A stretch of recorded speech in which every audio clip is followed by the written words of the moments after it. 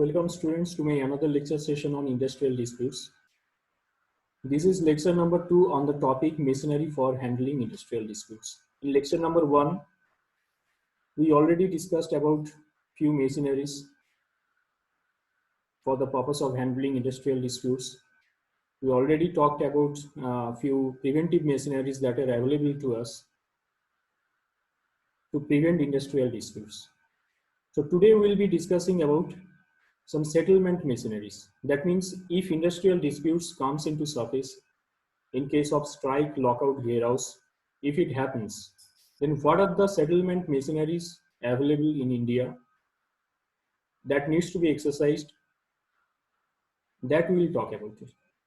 So before going into detail, let us see first some facts regarding industrial disputes. So let us see the facts. In 2017, India already lost 11.73 lakh man days.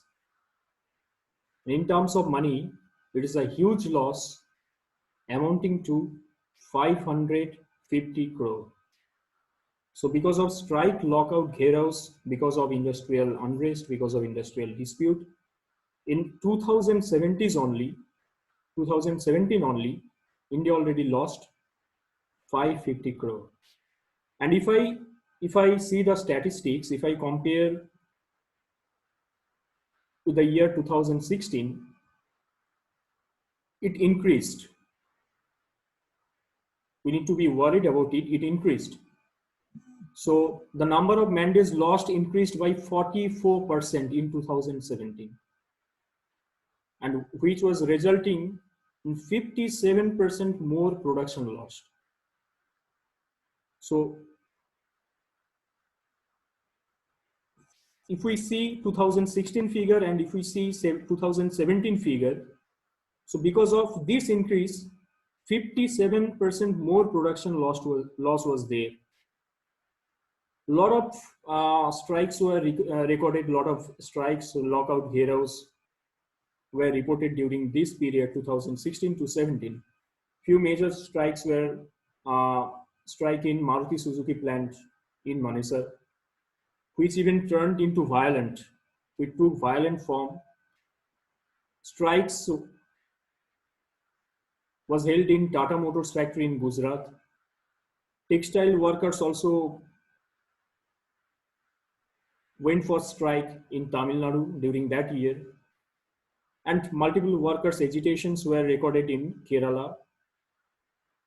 So from the statistics, we can understand that industrial dispute create huge impact, rather I need to say bad impact on industrial relations. Not only on industrial relations, it is also not desirable for any progress, for any progressive, it is not desirable. So from the figure itself, we can understand that it has to be stopped somewhere. So how to handle these strikes, lockout, warehouse, how to handle this industrial dispute, how to handle these industrial agitations. So what are the machineries we need to understand? What are the machineries that are available if strikes, lockouts, warehouse comes into surface? What are the machineries available to us? We need to understand. Okay, so first we need to see, we'll see this picture. See, we already talked about some preventive machineries that are voluntary or non-voluntary machineries. We already talked about workers' participation in management, collective bargaining, grievance procedure, tripartite bodies, code of discipline, standing order. So we already talked about this.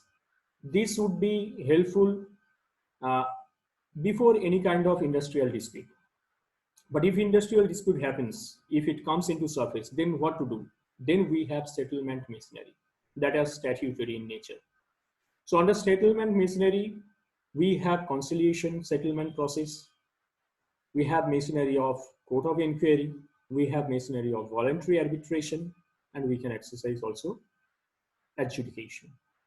So under conciliation also two types of machineries are available. that is conciliation officers, that means appointment of conciliation officers, appointment of conciliation board, that means formation of conciliation board. And in case of adjudication also, three types of machineries are there, that is labor court, industrial tribunals, and national tribunal. So these are available to us. These are the machineries available.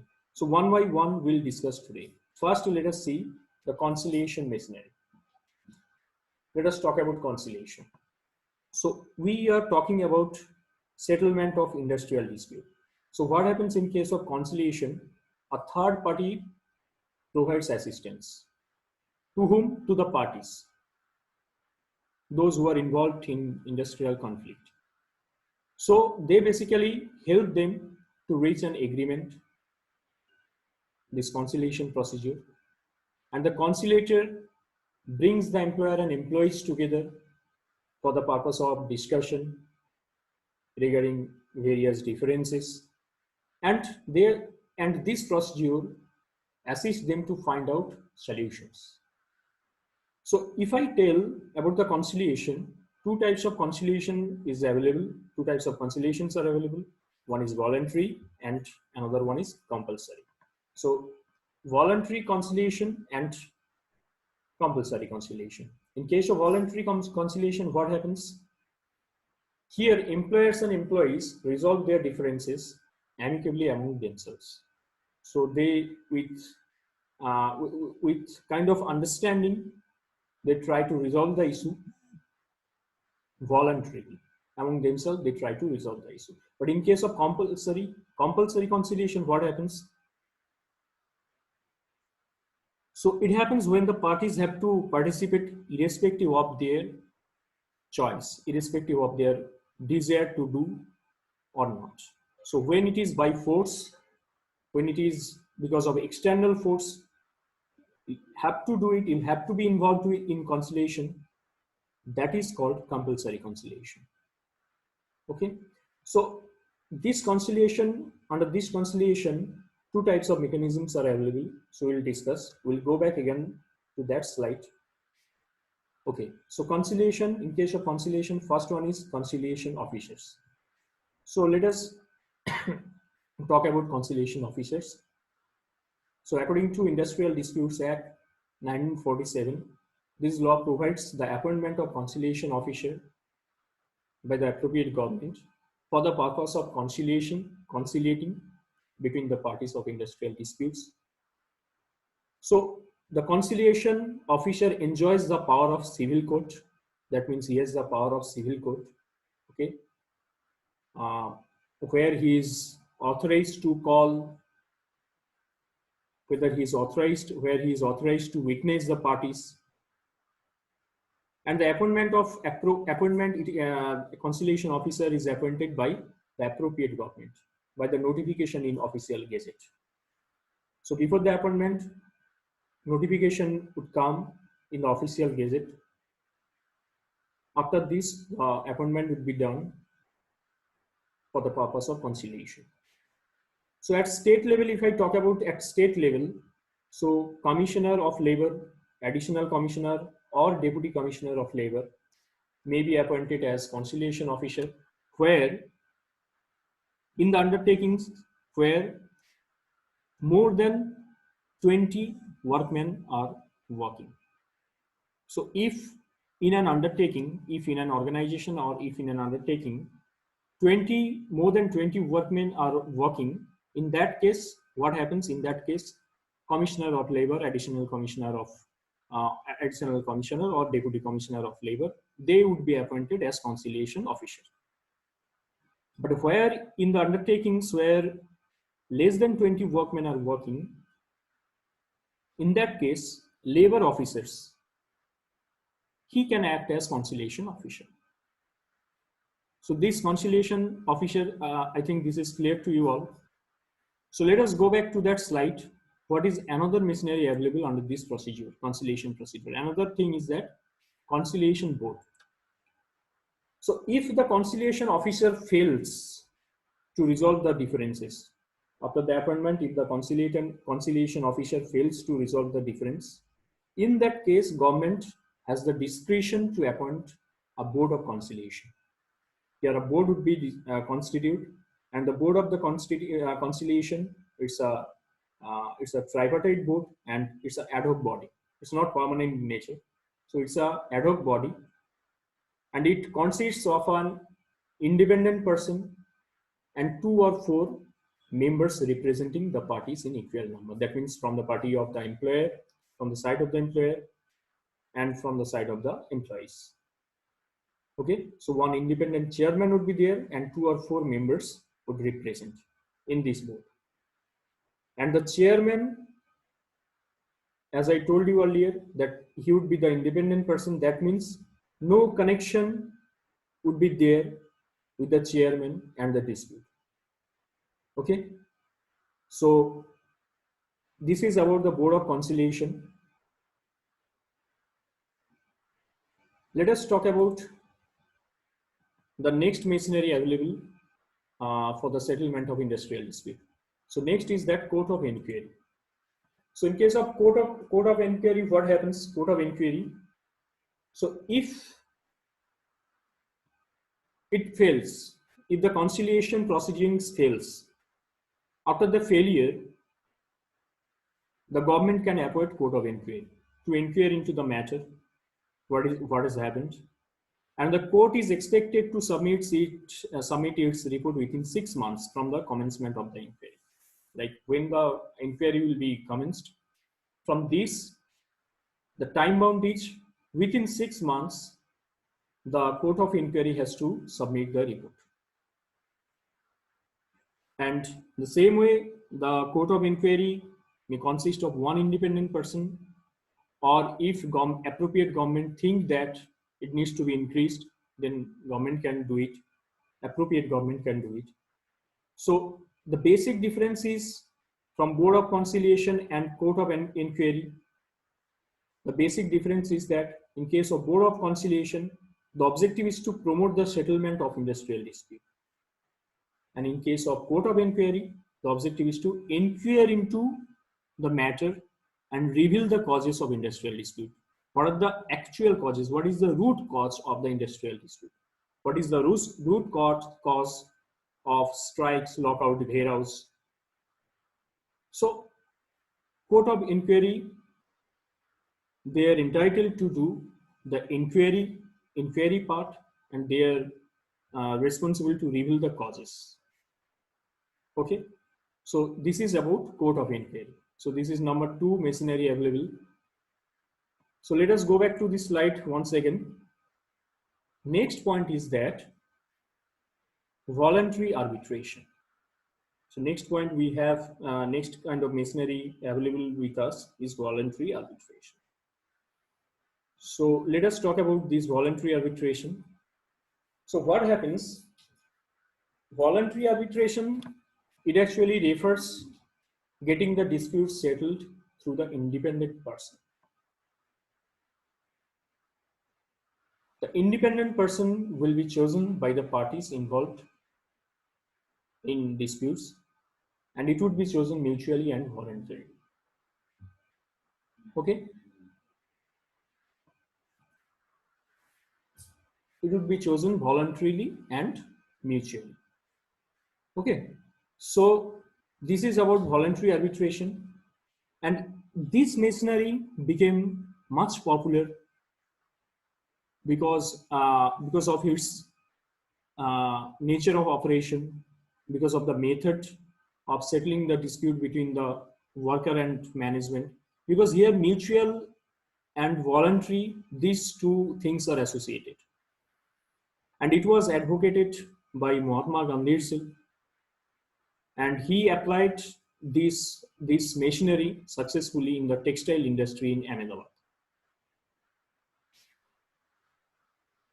Okay, so basically it didn't get, at the very beginning, it didn't get any legal identity, but this voluntary arbitration was lent legal identity only in 1956 when Industrial Dispute Act was amended, So in 1956 Industrial Dispute Act 1947, it was amended once again, and this provision was included in the act. Okay, and after that it got the legal identity. This machinery got the legal identity. Okay, so in case of voluntary arbitration, this is democratic way for settling disputes, and this is one of the best method for resolving industrial conflicts, and it is close supplement to the collective bargaining also. Okay, it is as much as it is quite similar to you can say collective bargaining, and it is the best method for resolving industrial conflict, because this mutual and voluntary, these things are associated. It is not by force. Mutually they would be agreed, the parties would be agreed. That means the employers and the employees, they would be agreed to settle the industrial dispute. So it actually provides a quicker way to settle industrial dispute. Okay, so this is about voluntary arbitration. Let us talk about the next machinery available with us. Okay, now let us talk about the next machinery, that is adjudication.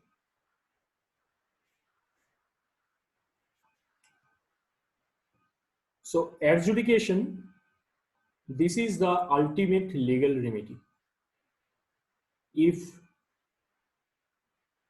everything else, whatever has been discussed, if this gets failed, if failure is there after applying the earlier mechanisms, then adjudication, we can take help of adjudication. So this is the ultimate legal remedy for the purpose of settlement of industrial disputes. So adjudication basically means the intervention of legal authority appointed by the government.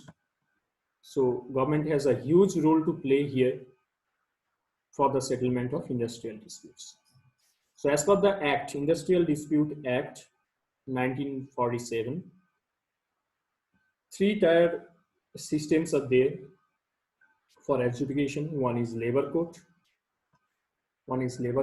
another one is industrial tribunal, and another one is national tribunal. So we'll discuss these one by one. These three layers, this three-tier system we'll discuss. First, we'll be discussing about the labor court. See, here also it is mentioned. So for adjudication, three types of three-tier system is there. So one is labor court, another one is industrial tribunal, and another one is national tribunal. So first, let us discuss about labor court. Okay. So in case of labor court, it basically consists of one person only, and the person is normally a sitting or an ex-judge of High Court. So he's sitting or ex-judge of a High Court. He would be the one person, and the court consists of that one person only. And it may be constituted by the appropriate government for adjudication of the disputes regarding the matters what are mentioned in second schedule. So in Industrial Dispute Act 1947, in the second schedule of the act, the things are mentioned in second schedule. If the dispute is associated with the things which are mentioned in second schedule, then labor court will come into the picture. Okay, so what are the issues referred to that can be referred to labor court? Let us discuss about it. So issues that are that can be referred to the labor court, that include that the legality of an order passed by the employer under the standing orders. That means if, as per the standing order, that we already have idea about the standing order. So if any order is passed by the employer under the standing orders, so whether it has any legal validity or legal ground or not, so regarding this, it can be referred to the labor code. And application and interpretation of standing order, how it would be applied, and the various terms and conditions that are there, the interpretation part, that can also be referred to labor code.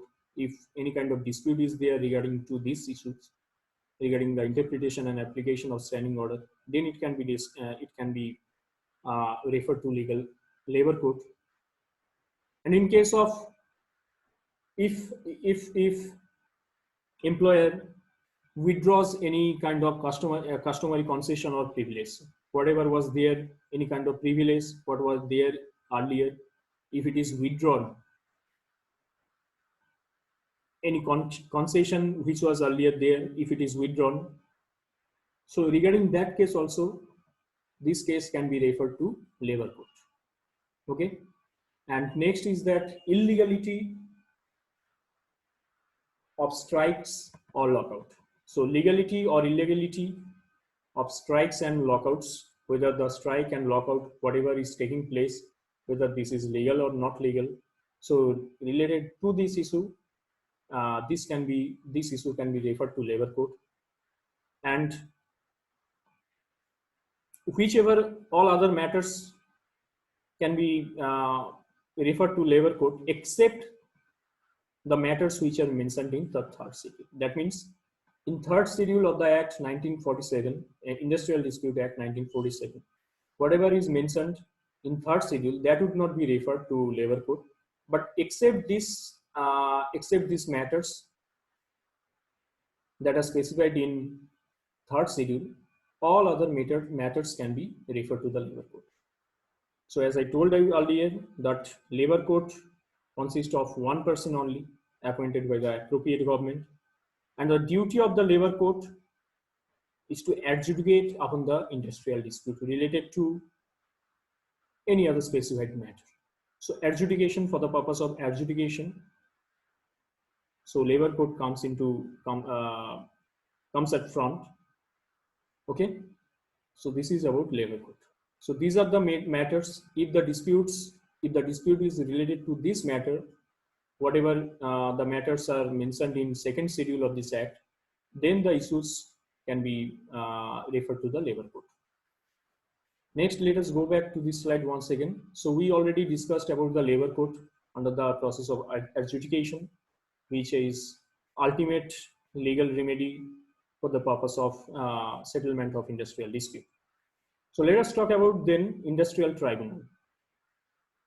So what are the things what is industrial tribunal? Yes. So like labor code, whatever the labor code we discussed earlier right now. So industrial tribunal is also a one-man body. So the matters which fall under the jurisdiction of industrial tribunal, these are mentioned in second schedule or the third schedule of the act. So whatever matters that are mentioned in second schedule or third schedule, that can be referred to industrial tribunals. So let us see what are the matters, what are the issues that can be referred to the industrial tribunals. So first thing first is that issues related to wages, including their periods, including mode of payment. That means in which mode the wage would be paid, what would be the interval period for paying the wages. So if the confusion is, if there is any confusion, if industrial dispute happen related to this matter, then this issue can be referred to the industrial tribunal. Then second thing is that compensatory and other allowances. If compensatory and other allowances, if industrial dispute, this issue comes into surface, then it can be referred to the industrial tribunal. Then hours of work and rest interval, what would be the actual rest of interval, period of interval, then what would be the actual hour of work in a day. So this issue also can be referred to industrial tribunal. Related to issues related to leave with wages and holidays. So if any confusion is there related to leave with wages and holidays, this can also be referred to industrial tribunal. Next is that bonus, profit sharing, provident fund, gratuity, if these issues can be related to industrial dispute, industrial tribunals, okay, if there is any kind of issue uh, related to bonus, related to profit sharing. So here the profit spelling is mistake here. Okay, so profit sharing and provident fund, gratuity, related to these issues, industrial tribunal comes at front. So these issues can be referred to industrial tribunal related to shift of working, that means working shift. Okay, this also can be referred to industrial tribunal, rules of discipline, rationalization, then retrenchment. So these issues also would be referred to industrial tribunal. So basically, to talk about the matters which are mentioned in second schedule and third schedule, these would be mentioned as in this. These issues would be mentioned or referred to industrial tribunal. Okay, so I hope this is understood. Next thing available for the purpose of adjudication. Let us go back to this slide once again for better understanding. So we already discussed about labor courts. We already discussed about industrial tribunals. So let us discuss about the national tribunal. So what is national tribunal? So in case of national tribunal, what happens? Central government can or may constitute a national tribunal for the adjudication of industrial dispute, as mentioned in second and third schedule of the Act, Industrial Dispute Act 1947. And if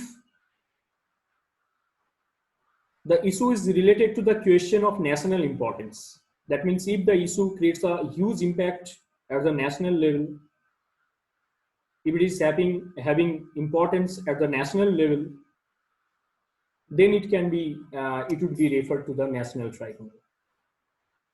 Okay, or else what happens if the industrial dispute of such a nature that undertaking established in more than one state, if the undertaking where dispute is taking place, if it is established in more than one state, that means more than one state would be likely to be affected by the dispute. So in that case also, national tribunal, the issue can be referred to the national tribunal. Okay, so here the main thing is that every award, that means the decision, the award whichever is given, labor court is giving, so industrial tribunal or national tribunal, so the award must be published by the appropriate government within 30 days from the date of its receipt. So whatever award is given by labor court, industrial tribunal or national tribunal, that must be published by the appropriate government. If the appropriate government is the central government, then the central government will do that. If the appropriate government is the state government, then state government will do that. So within 30 days from the date of its receipt, okay, so it would be published. It must be published. And adjudication already helped to combat with many type of strikes, lockouts, various strikes, lockouts, ghairaos, by providing an acceptable alternative to direct action. That means here in this case, the decision is imposed, award is given. It may so happen because of award, either of the party would get affected. That means award may be for employers, award maybe for employees, whatever may be. So because of this direct action, so this adjudication has helped to combat with a lot of industrial disputes. But one thing must be kept in mind, that it is time consuming. This process is time consuming, and it is very, very, very expensive process. And not only that, it hampers trade union movement also and the collective bargaining process, as it is imposed So this is the ultimate remedy to combat with any kind of industrial dispute, any kind of industrial unrest. Okay, so to sum up, today we talked about the settlement machinery of industrial disputes. In lecture number 1, if you have not watched this lecture number 1, please go and watch it first. You'll be able to understand in a better way. So in lecture number 1, we discussed about preventive machineries. What are the preventive machineries available for the prevention of industrial disputes? So in this session, we talked about the settlement machineries that are available. So here we talked about the machineries of conciliation. Under conciliation, we already talked about conciliation officers, conciliation board. Here we talked about courts of inquiry. We also discussed voluntary arbitration. We also discussed adjudication. And under adjudication, which is the ultimate legal remedy for combat with any kind of industrial dispute. So under this adjudication, we already discussed about labor courts, industrial tribunals, national tribunals. So I hope the complete machinery for handling industrial dispute, it is clear to you all. If you have any question, please ask the question in my doubt clearing class. Thank you for your patience. Thank you all of you.